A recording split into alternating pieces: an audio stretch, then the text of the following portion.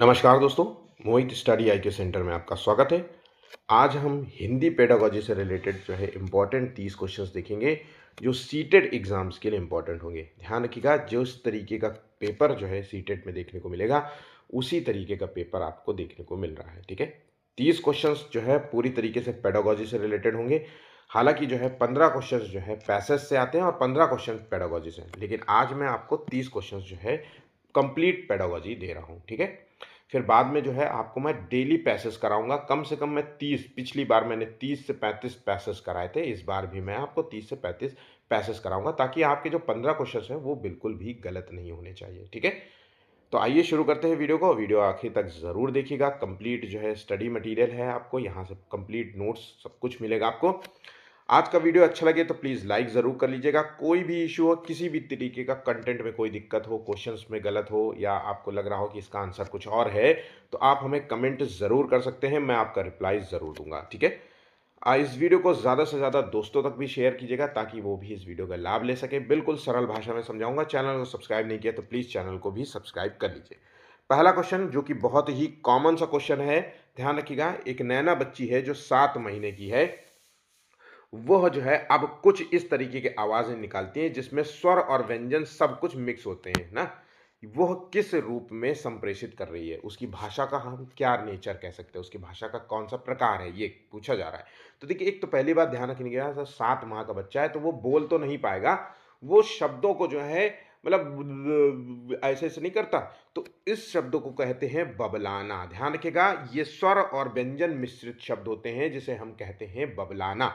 और अक्सर ये जो 6 महीने से ऊपर के जो बच्चे होते हैं तब बबलाना शुरू कर देते हैं, और ये आम तौर पर जो है 14 माह 16 माह तक जो है इनकी बबलाने की प्रक्रिया चलती रहती है। फिर इसके बाद वो शब्दों को, ये भाषा को सीखने का पहला प्रकार है। यहाँ से बच्चा भाषा सीखना शुरू करता है, समझना शुरू करता है। ठीक है, बात यहाँ समझ गए? तो ऑप्शन यहाँ पे डी होगा।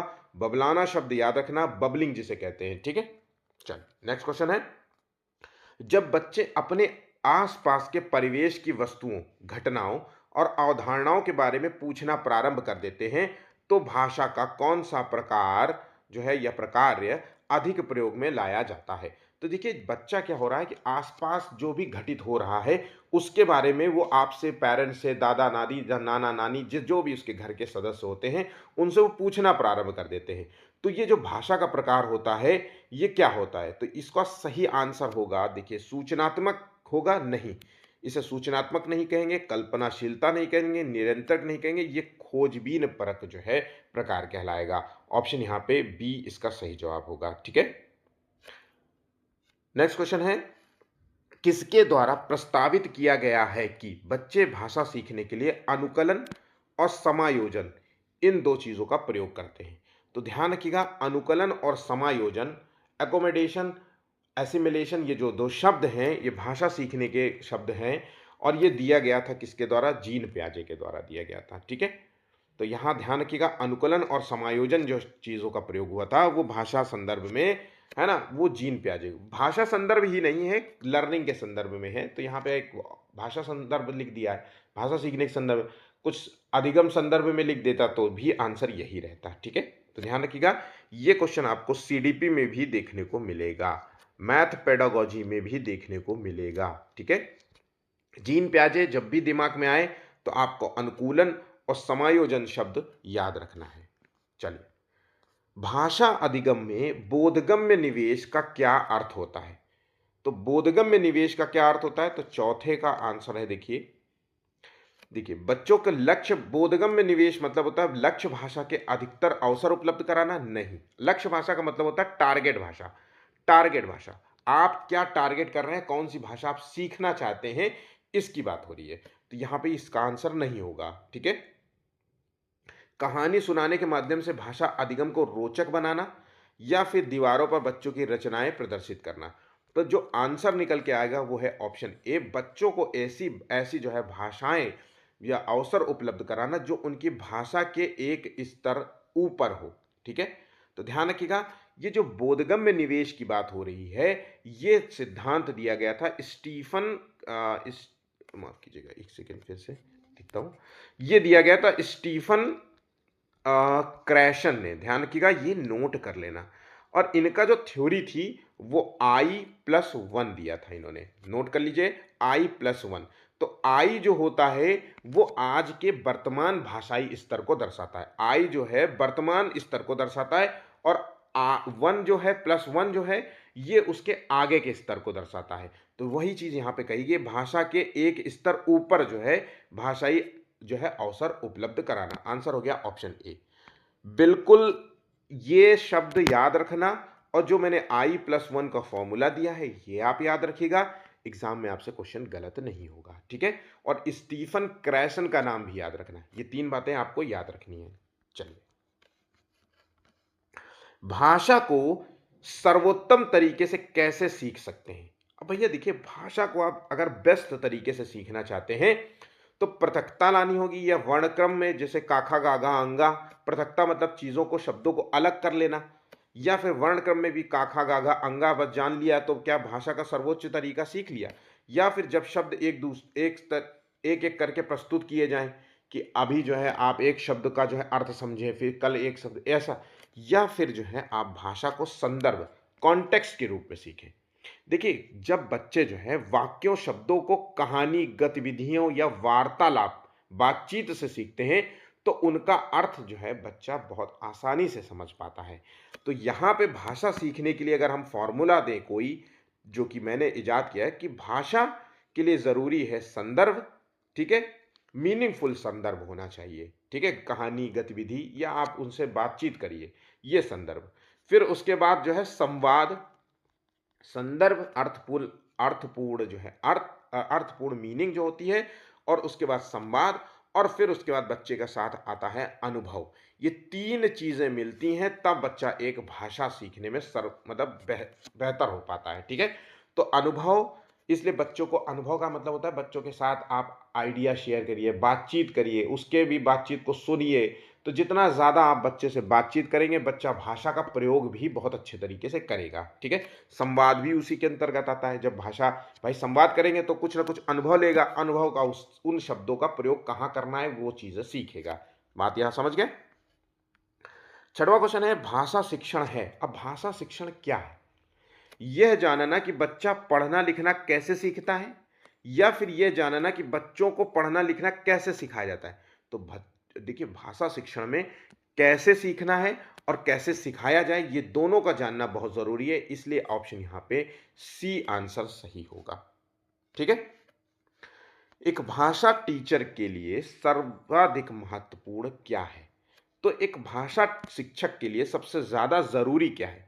तो भाषा को, बच्चों को भाषा प्रयोग के अवसर उपलब्ध कराना, यही सबसे ज्यादा जरूरी है। उसको ज्यादा से ज्यादा बोलने का अवसर देना, उसको ये नहीं करना कि उसके प्रति कठोर वार जो है व्यवहार करो, या फिर पाठ्य पुस्तक थमा दो और कहो पढ़ो, या फिर भाषा का आकलन आप करो, नहीं, उसको ज्यादा से ज्यादा भाषा प्रयोग के अवसर देना है, ठीक है।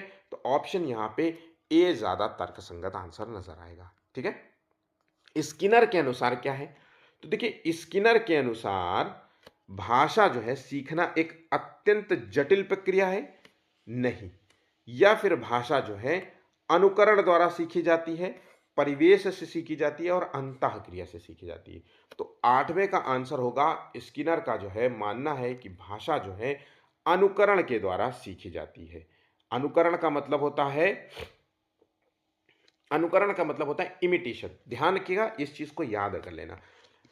स्किनर मानते थे कि भाषा अनुकरण से सीखी जाती है। अनुकरण का मतलब होता है नकल। जब बच्चा जो है आपको बोलते हुए देखता है, आप जैसी भाषा का प्रयोग करते हैं, बच्चा भी वही भाषा का प्रयोग करता है, वही कहलाता है अनुकरण, नकल, इमिटेशन। उसके अलावा एक और बात है, पुनर्वलन। पुनर्वलन जिसे कहते हैं री इन्फोर्समेंट। बच्चा जो है भाषा अनुकरण से सीखता है और पुनर्वलन से सीखता है। पुनर्वलन 2 प्रकार का होता है, पॉजिटिव रीइंफोर्समेंट, पॉजिटिव सकारात्मक पुनर्वलन, और नकारात्मक पुनर्वलन। सकारात्मक क्या होता है? जब आप उसको कुछ पुरस्कार देते हो, तारीफ करते हो, पुरस्कार देते हो, तारीफ करते हो, तब वो सकारात्मक पुनर्वलन कहलाता है। तब जब तारीफ करोगे तो बच्चा उस क्रिया को दोबारा दोहराता है बार बार। और नकारात्मक पुनर्वलन क्या होता है? इसमें आप दंड करते हो, थोड़ा डांटते हो, तो वो प्रक्रिया बच्चा जो है दोबारा नहीं दोहराता है। ठीक है, तो पॉजिटिव और निगेटिव दोनों का मतलब आप समझ गए। तो पुनर्वलन, रीइंफोर्समेंट, अनुकरण, इमिटेशन, बात यहां समझ गए। चलिए, बिल्कुल सिंपल भाषा में आपको बता रहा हूं, आपको पास करना आपका प्रमुख लक्ष्य है केवल। यहां कोई पेपर वैसा नहीं आता कि आप 130 नंबर ले आओ तो बहुत बड़ी खूबी आपकी नजर आएगी। बस ये रहता है कि 130 नंबर लाए हो तो आगे जाकर के जब भी आपको एग्जाम में थोड़ा सा आपका इंटेलेक्चुअल जो है अच्छा हो जाता है, पढ़ने में अब अच्छे हो जाते हैं, ये चीज़ें रहती है। आपके अंदर मोटिवेशन रहता है कि मैंने अच्छे अच्छे नंबर लाए हूँ तो आज जब सुपर टेट दूंगा तो अच्छे, इस तरीके से। तो ये ध्यान रखिएगा, पेपर को पूरा सॉल्व करिए, हर क्वेश्चन को ध्यान से सुनिए, क्योंकि हर क्वेश्चन में कुछ ना कुछ हिडन फैक्ट्स हैं, वो आपके लिए इंपॉर्टेंट होते हैं। जितने फैक्ट्स मैं बताता हूं उनको नोट कर लेना। आप एक फैक्ट्स मुझसे नोट किया, मान लीजिए आप, ऐसा तो है नहीं कि मेरा ही पेपर देखोगे, मैं इतना बड़ा तो टीचर हूं नहीं आपके नज़र में, तो आप दूसरे टीचर्स को भी देखेंगे तो हो सकता है उनके द्वारा भी कुछ जो है बताया जाए, तो वो भी आप उसी जगह नोट कर लेंगे, क्योंकि आपको याद है कि इस जगह पुनर्वलन का शब्द का प्रयोग हुआ था। ये सारी चीज़ें होंगी तब आपका एक बेहतर नोट्स बनेगा और फिर आपका 130 135 नंबर तक आप खींच पाएंगे। ठीक है, नवा क्वेश्चन है, किसी भी भाषा पर अधिकार प्राप्त करने के लिए सबसे ज्यादा महत्वपूर्ण क्या है? तो भाषा पर अगर अगर आप अधिकार पाना चाहते हैं तो भाषा का अर्थ जानना जरूरी है, कि भाषा वाक्य संरचना जानना जरूरी है, कि भाषा का अधिकाधिक प्रयोग। तो देखिए, भाषा पर अधिकार प्राप्त करना होता है भाषा का अधिक प्रयोग कर पाना, जितना ज्यादा आप भाषा का प्रयोग कैसे कर पा रहे हैं। तो भाषा का प्रयोग मतलब सुनना, बोलना, पढ़ना, लिखना, ये भाषा कौशल हैं, 4 प्रकार के कौशल होते हैं। इन पर अगर आपने अधिकार प्राप्त कर लिया, सुनना, बोलना, पढ़ना, लिखना, तो ये आप भाषा का सबसे बेहतर प्रयोग कर पाएंगे। ठीक है, तो ऑप्शन यहाँ पे सी इसका सही जवाब होगा। बहुत सारे बच्चे व्याकरण लगा देते हैं, लेकिन व्याकरण बिल्कुल भी मत लगाना आंसर। ठीक है, कोई भी क्वेश्चन आए, मैं आपको टैगवर्ड दे रहा हूं, व्याकरण का बिल्कुल भी प्रयोग नहीं करना है। त्रिभाषा सूत्र का क्या उद्देश्य है? तो त्रिभाषा सूत्र, आप जो न्यू एजुकेशन पॉलिसी है उसमें त्रिभाषा, बहुभाषा, इन जो है शब्दों का इस्तेमाल किया गया है।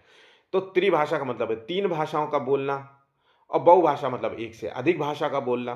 तो इसकी वकालत ये जो है न्यू एजुकेशन पॉलिसी कर रही है। तो इसका मतलब है कि देश में जो बहुभाषी संवाद के जो परिवेश को बढ़ावा देना है, ये एक सही है, क्योंकि देखिए हमारा देश जो है विविधताओं से भरा हुआ देश है, जहाँ पे कई भाषाएं बोली जाती है। अगर कॉन्स्टिट्यूशन में भी देखें तो 22 भाषाओं का जिक्र होता है, और अगर हम ऐसे अलग देखें तो भाषाओं, कम से कम 250 से भी ज़्यादा भाषाएं हमारे देश में बोली जाती, छोटी और बड़ी बोली और भाषा के रूप में अगर देखा जाए। तो ये जो है एक दूसरे के प्रति जब भाषा की समझ होगी ना, तो एक दूसरे के प्रति भाषा के लेकर के सम्मान होगा। जैसे आप देख लिए हिंदी और तमिल, तेलुगु, इन सब में विवाद चलता है, तो ये सम्मान ना होने की वजह ही है कि मेरी भाषा को कम आप, मैं अभी कुछ ही समय पहले, 2-3 दिन पहले जो है शिमला गया था। तो शिमला का जो रूट है पंजाब से पड़ता है, करनाल होते हुए। तो पंजाब में मैं देख रहा था कि भाई जो है भाषा के स्तर पे वहाँ पे भी जो है वो धांधली शुरू हो गई। धांधली का मतलब है कि मैं बोर्ड्स में देख रहा था, या तो पंजाबी है या तो इंग्लिश है। हिंदी भाषा बहुत सारे लोगों ने जो है प्रयोग ही नहीं किया था। बहुत सारे, मॉल ऑल की बात छोड़ दे या कुछ ढाबाओं को छोड़ दे, बाकी सब जगह जितने भी शॉप्स थी ज़्यादातर, उन सब में जो है पंजाबी और आपको सिर्फ इंग्लिश भाषा का ही प्रयोग। तो ये जो एक दूसरे के प्रति भाषा के लेकर के जो जो विभेद होता है ना, ये यहाँ से बंद हो जाएगा। भिन्न जो है संस्कृतियों से परिचित कराएंगे तभी तो सम्मान बढ़ेगा। विदेशी भाषा से परिचित कराना मतलब अंग्रेजी भाषा से परिचित कराना, या फिर और जो भी आप भाषा सीखना चाहते हैं, जर्मन सीखना चाहते हैं, स्पेनिश सीखना चाहते हैं, whatever you want to learn, है ना, वो सब आपके ऊपर है। ठीक है, त्रिभाषा सूत्र के अंतर्गत है। तो आंसर यहाँ पे ऑप्शन डी यहाँ पे सही जवाब होगा। 11वां क्वेश्चन है, शब्दों के समूहों के प्रति समझ बना करके शब्द संपदा अर्जित करने की वकालत किसके द्वारा की जाती है? याद रखिएगा, शब्दों के समूहों के प्रति हम समझ बनाते हैं और शब्द संपदा अर्जित करने की जो वकालत करता है उसे कहते हैं कोश विषयक उपागम। ऑप्शन यहां पे डी इसका सही जवाब होगा। पढ़ने की प्रक्रिया में सर्वाधिक महत्वपूर्ण है, तो पढ़ने की प्रक्रिया में क्या सबसे ज्यादा महत्वपूर्ण है? भाषा का प्रवाह महत्वपूर्ण है? नहीं। अक्षर का ज्ञान होना? नहीं। उसका अर्थ जानना, ये बहुत जरूरी है। ठीक है, ऐसा नहीं है कि आप बस पढ़ते जा रहे हो और अर्थ आपका पता नहीं है, मीनिंग आपको पता नहीं, तो कोई मतलब नहीं है। ठीक है, तो ऑप्शन यहाँ पे सी ज़्यादा सही होगा। बहुत सारे बच्चे अक्षर ज्ञान जो है आंसर लगा रहे हैं, जबकि अक्षर ज्ञान नहीं होगा।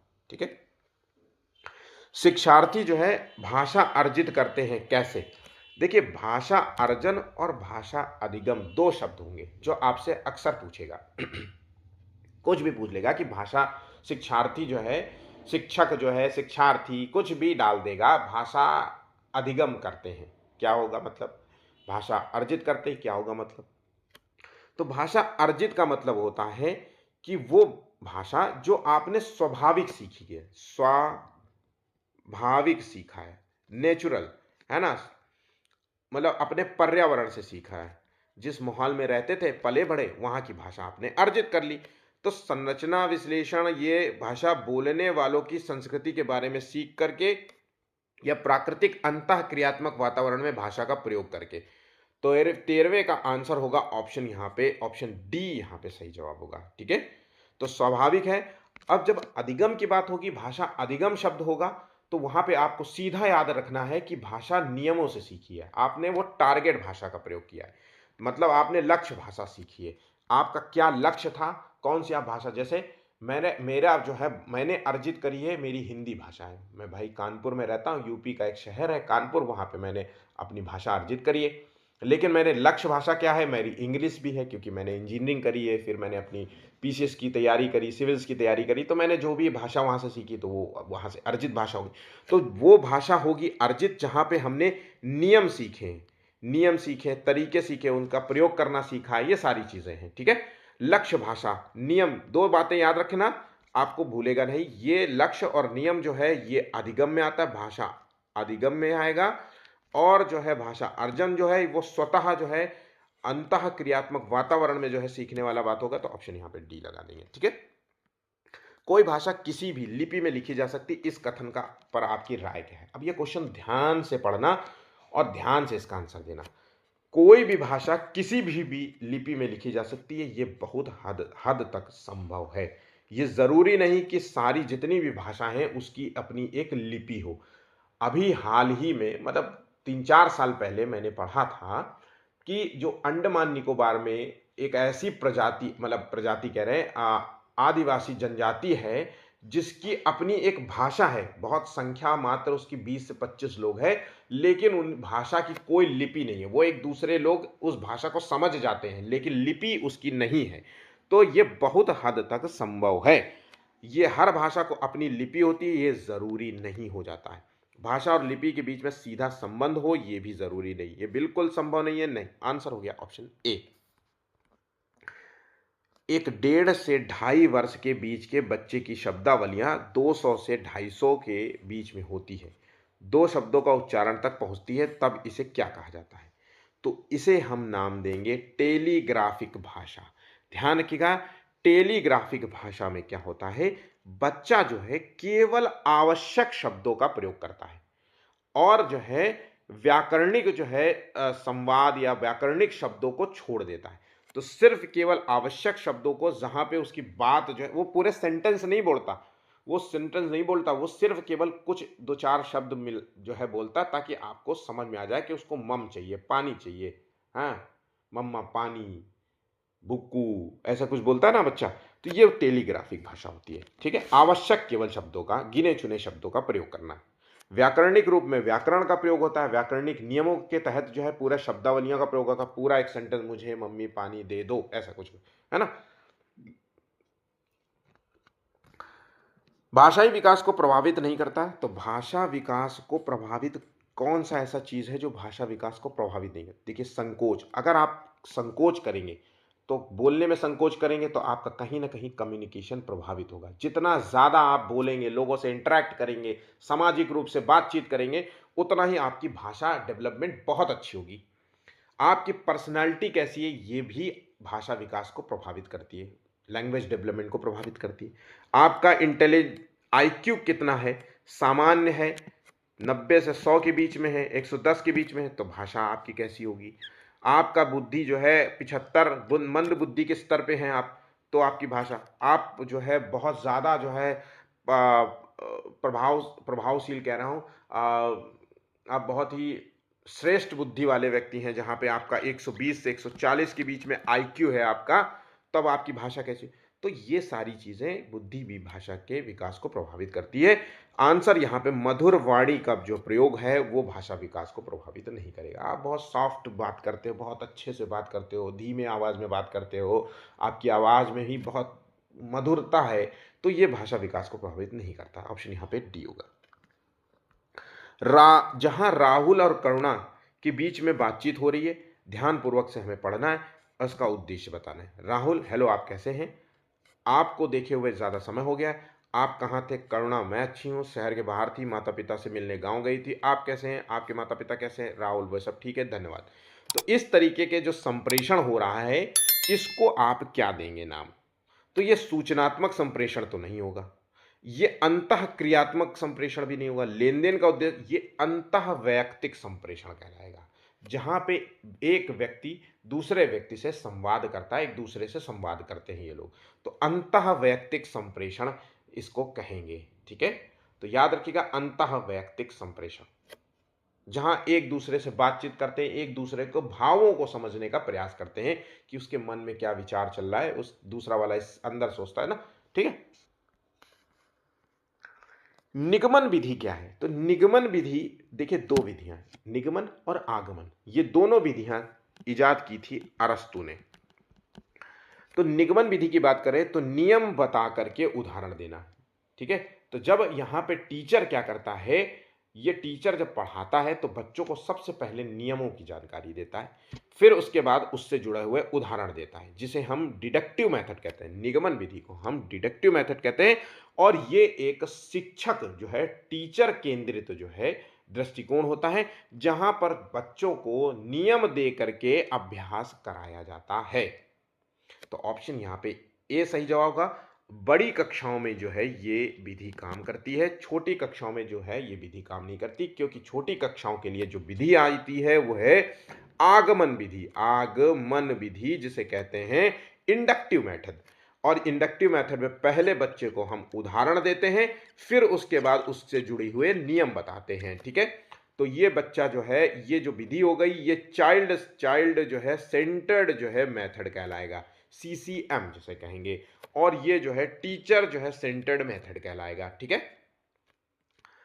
विद्यालय में बच्चों को अपने घर की भाषा प्रयोग करने से मना करना उनके अधिगम के लिए क्यों हानिकारक है? अगर आप एक बच्चा जो कि उसकी भाषा, मातृभाषा, मदर लैंग्वेज जो है वो हिंदी, पंजाबी, कुछ भी हो सकती है, अगर उस भाषा को अगर आप क्लास में रोकेंगे, बोलने से मना करेंगे, तो कहीं ना कहीं वो क्लास में जो है थोड़ा सा खोया हुआ महसूस करेगा, अलग महसूस करेगा, अलग थलग महसूस करेगा, क्योंकि भाई हो सकता है कि एक बच्चा ट्रांसफ़र लेकर के, उसके पेरेंट्स का ट्रांसफ़र हुआ हो, वो कहीं से कहीं और आया हो, किसी और राज्य में आओ, और आप उसके भाषा को लेकर के आप उसका मजाक उड़ाएंगे, तो वो कहीं ना कहीं उस वो डीमोटिवेट होगा, और वो भाषा सीखने के लिए और जो है स्तर उसका गिरता चला गया। आंसर यहाँ पे डी सही जवाब होगा। स्वयं को वो हाशिए पे कमज़ोर महसूस करेगा और स्वयं को खोया हुआ क्लास में महसूस करेगा। ऑप्शन यहाँ पे डी इसका सही जवाब होगा। आप मानते हैं कि अलग अलग तरह की सामग्री पढ़ने के अवसर मिलने से क्या होगा? जब हम अलग अलग तरह की बुक्स, किताबें, है ना, चीज़ें पढ़ते हैं, तो हमें जो है विविध जो है भाषा के संदर्भ को समझने में हमारी जो है सोच विकसित होती है। ऑप्शन यहाँ पे डी इसका सही जवाब होगा। ठीक है, वीडियो अच्छा लगा हो तो प्लीज़ लाइक ज़रूर करिएगा। बहुत मेहनत से मैं आप लोगों के लिए बेहतर से बेहतर वीडियो लेके आता हूं, और बहुत सरल भाषा में समझाने का पूरा प्रयास करता हूं। प्लीज़ आप लोग लाइक ज़रूर करिएगा। कोई भी इशू हो, अगर मेरे समझाने में कमी हो तो प्लीज़ आप हमें कमेंट कीजिएगा, मैं उसको भी सुधारूंगा। ठीक है, अगला क्वेश्चन है, बच्चों की सशक्त जो है लेखन क्षमता का परिचायक है। अब बच्चा जो है अच्छा लेखन क्षमता का परिचायक क्या होगा? तो उसके मौलिक विचार। अगर आप चाहते हैं कि आप बहुत अच्छा लिखें, तो आप डेली डायरी राइटिंग करें। डायरी राइटिंग करने से, डेली लेखन अभ्यास करने से जो है आप बहुत अच्छा लिख पाएंगे। आपकी मौलिकता जो है बेहतर होगी, आपकी सोचने और समझने की क्षमता बेहतर होगी, है ना। ऑप्शन यहाँ पे डी सही जवाब होगा। विशेष आवश्यकता वाले बच्चों की भाषा आकलन करते समय आपको क्या ध्यान में? विशेष आवश्यकता वाले बच्चे कौन होते हैं? जो सामान्य से थोड़े अलग होते हैं, जैसे दृष्टिबाधित बच्चा हो सकता है, श्रवण बाधित हो सकता है ना? जो शारीरिक रूप से थोड़ा-सा अपंग हो सकता है ना? कमज़ोर हो सकता है, कोई जो है लक्षण उसके अंदर शारीरिक कमी को दर्शाता हो, ऐसा कुछ जो है ये बच्चे विशेष आवश्यकता वाले बच्चे होते हैं। तो जब आप क्लासरूम जो होती है, एक तो समावेशी क्लासरूम होती है, जहाँ पे सामान्य बालक, प्रतिभाशाली बालक, विशेष बालक सब पढ़ते हैं। तो बस जब पढ़ते हैं तो हमें इनकी विशेष आवश्यकताओं का ध्यान में रखना चाहिए। तो हम आकलन जब इन बच्चों का करेंगे, तो हम इनकी क्षमता का ध्यान रखेंगे, इनकी सीमाओं का ध्यान रखेंगे कि भाई ऐसा नहीं है कि शारीरिक रूप से बेचारा दिक्कत है और आप तेज़ी-तेज़ी क्यों नहीं लिखते हो? जल्दी लिखो, तुम्हें सुनाई नहीं दे रहा। अब जिसको सुनाई नहीं दे रहा है उससे कहोगे क्या तुमको सुनाई नहीं दे रहा है मैं इतनी बार-बार तेज़-तेज़ बोल रहा हूँ? वो कह रहा है भैया मुझे सच में सुनाई नहीं दे रहा, मेरे कान थोड़े से मेरा खराब है, दिक्कत है। तो ऐसे बच्चों को आप क्या करोगे? तो एज अ टीचर आपको सबसे पहले करना है कि आप सबसे पहले आपको करना चाहिए कि उस उन बच्चों को आप क्लासरूम के सबसे आगे वाली बेंच पे बैठाएं। अगर दृष्टिबाधित है तो बच्चों को थोड़ा सा ऑडियो अपनी साफ रखें, मतलब साफ सुथरा बोले। हो सके अगर आपको ज़्यादा लगता है कि बहुत सारे बच्चे हैं और फिर भी आपकी ऑडियो क्लियर नहीं हो रही, तो एक छोटा सा माइक और स्पीकर का प्रयोग कर सकते हैं, जो कि बहुत इंपॉर्टेंट रोल जो है क्लासरूम में अदा करेगा। जो जिसको दिखाई नहीं दे रहा है उसको क्लासरूम में सबसे आगे बैठाओगे तो वो बोर्ड साफ सुथरा देख पाएगा, है ना? शब्दों को बड़ा बड़ा लिख सकते हो, ये सारी चीज़ें हम करते हैं। तो ऑप्शन यहाँ पे देखा जाए तो ऑप्शन यहाँ पे सी इसका सही जवाब होगा। स्त्री को सौंदर्य का प्रतिमान बना दिया जाना ही उनका बंधन माना जाता है। आज के संदर्भ में आप अगर देखें तो लड़कियों को जो है ऑब्जेक्ट जो है के रूप में दिखाया जाता है एडवर्टाइजमेंट में। तो ये इसीलिए है कि आप उनको सौंदर्य का प्रतिमान बना दिया। आजकल आप देखिए बहुत सारे जो शॉर्ट्स वीडियोस चलते हैं जिसमें लड़कियों का वो इंसल्ट किया जाता है उनकी ड्राइविंग स्किल्स को लेकर के, या बहुत सारे ऐसे कि राइट इंडिकेटर दिया और लेफ्ट मुड़ गई, है ना? ये उनका बंधन है, ये मजाक नहीं है। मुझे ये मजाक नहीं लगता, मुझे लगता है कि और आप उनको जो है गलत रास्ते पे जा रहे हो, दे रहे हो, है ना? ये चीजें हैं। तो इस विषय पे कक्षा पे हम चर्चा कराएंगे। भाषा की पाठ्य पुस्तक के संदर्भ में हमें स्थान का क्या है, देने का औचित्य क्या है। तो देखिए यहाँ पे जो सही आंसर होगा वो है भाषा को स्त्री जो है विमर्श से जोड़ना है, या फिर सौंदर्य प्रतिमान बनाना है, स्त्री बंधन की चर्चा करना है, सौंदर्य प्रावधानों पर विरोध करना है। तो आंसर हो गया ऑप्शन यहाँ पे ए बिल्कुल सही जवाब होगा। ठीक है। कक्षा 4 में भाषा की अध्यापिका विद्यार्थियों को पढ़ाते समय चलचित्रों का उपयोग करती है और उसके पीछे का उद्देश्य क्या है? चलचित्र का मतलब होता है कि टीवी में जो है वीडियो चला दिया, या फिर ड्राइंग वाली कुछ है 3D इमेजेस का प्रयोग किया, या फिर चार्ट्स का, पिक्चर वाली चार्ट्स का प्रयोग किया, इस तरीके से हम कह सकते हैं। ठीक है। तो इसका मूल उद्देश्य है कि बच्चों के अंदर एक तो रोचकता पैदा करना, चलचित्र दिखाना कि ये कुछ ऐसा दिखता है। जैसे मान लीजिए एनिमल्स के बारे में आप पढ़ा रहे हो, तो भाई एनिमल्स के बारे में जब आप बोलोगे कि this is a bear, bear मतलब भालू, तो भालू का आप चित्र दिखाओगे, फिर आप बताओगे देखो दिस इज बेयर, है ना? What bear likes, this is cow, what cow likes, तो आप बताओगे ग्रास लाइक्स, तो ग्रास की एक फोटो दिखाओगे। इस तरीके से हम प्रयोग कर सकते हैं। चलचित्रों के विषय में बताना, तो आंसर यहाँ पे ऑप्शन डी होगा। बहुत ही आसान सा क्वेश्चन था, सीटेट का पूछा हुआ क्वेश्चन है, ध्यान रखिएगा। विद्यार्थियों के काम के उद्देश्यपूर्ण संग्रह जो एक और अधिक क्षेत्रों में विद्यार्थियों के प्रयास, प्रगति, उपलब्धि को प्रदर्शित करता है, क्या कहलाता है? बहुत बहुत बहुत बहुत इंपॉर्टेंट क्वेश्चन है और सीडीपी से लेकर के सीटेट के हर एक सेक्शन में यह क्वेश्चन पूछा जाता है। आपको सिर्फ कुछ नहीं याद रखना है, आपको एक पोर्टफोलियो शब्द याद रखना है। पोर्टफोलियो क्या होता है? एक बच्चे का पूरा एक रिपोर्ट कार्ड होता है, जहां पे बच्चे ने कितना प्रयास किया, क्या उसकी ग्रोथ रही है, क्या उसने जो है अचीव किया, है ना, क्या उसके डिमेरिट्स हैं, क्या उसकी उपलब्धियां हैं, सब कुछ उसमें लिखा होता है, जो उसके पेरेंट्स मीटिंग के दौरान उसके फादर, इसके पेरेंट्स से जो है चर्चा की जाती है, ताकि उसमें सुधार हो सके, उसमें सुधार किया जा सकते हैं। ठीक है। तो एक रिपोर्ट कार्ड है, कंप्लीट रिपोर्ट कार्ड है। ऑप्शन यहाँ पे बी होगा। जब भी ये शब्द आए तो आपको आंसर इसी का देना है, ध्यान रखिएगा। ये एक कीवर्ड की तरह आप ले सकते हैं इसको। नेक्स्ट क्वेश्चन है, कक्षा में जो है विद्यार्थी विषय वस्तु को समझ जाते हैं किंतु वे किसी चर्चा में भाग नहीं लेते। मतलब वो टॉपिक को तो समझ रहे हैं लेकिन वो जो है कम जो डिबेट्स होती हैं उसमें भाग नहीं ले रहा है। तो ये किस प्रकार की कठिनाई को दर्शाता है? तो ये संप्रेषण संबंधी कठिनाई को दर्शाता है कि ये अभिव्यक्ति संबंधी, या फिर गहनता संबंधी, उच्चारण संबंधी। देखिए सोचिए आंसर इसका क्या है। 26वें का आंसर है, इसे हम संप्रेषण, कम्युनिकेशन संबंधी देखिए ऐसे बच्चे अक्सर आमतौर पे तब होता है जब हम उनका सामाजिक सामाजिक जो है संप्रेषण सामाजिक संप्रेषण सही से नहीं होता। सामाजिक संप्रेषण जब सही होता है तब अक्सर बच्चे जो है बातचीत में बड़े अव्वल होते हैं। तो ऐसे बच्चों को हमेशा दूसरों से कम्युनिकेट करना सिखाइए। आपका अगर छोटा बच्चा है तो उनको दूसरे बच्चों के साथ घुलने-मिलने दीजिए। दब्बू किस्म के मत बनाइए, है ना? उनके साथ बातचीत करिए, हँसिए, खेलिए, कूदिए, तब जाकर के वो जो है ऐसी चर्चाओं में भाग लेने से कतराएँगे नहीं। तो मैं अक्सर आपसे कहता हूँ कि जो सरकारी स्कूल या गाँव के स्कूल का 95% लाया हुआ बच्चा, शहर का 75% लाए बच्चे से जो है कमज़ोर होता है। मतलब शहर का 75% एक कॉन्वेंट स्कूल में बच्चा, क्योंकि कॉन्वेंट स्कूल में बहुत सारी गतिविधि एक्टिविटीज़ कराई जाती हैं। बहुत सारे बच्चे बातचीत करते हैं, अलग-अलग एक्टिविटीज़ में भाग लेते हैं, पार्टिसिपेट करते हैं, है ना? सरकारी स्कूल में पढ़ रहा बच्चा बस केवल पढ़ रहा होता है। तो जब इंजीनियरिंग करने जाता है तो वो किसी भी एक्टिविटी मैं आपको बता रहा हूँ क्योंकि मैंने ये चीज़ देखा है ना?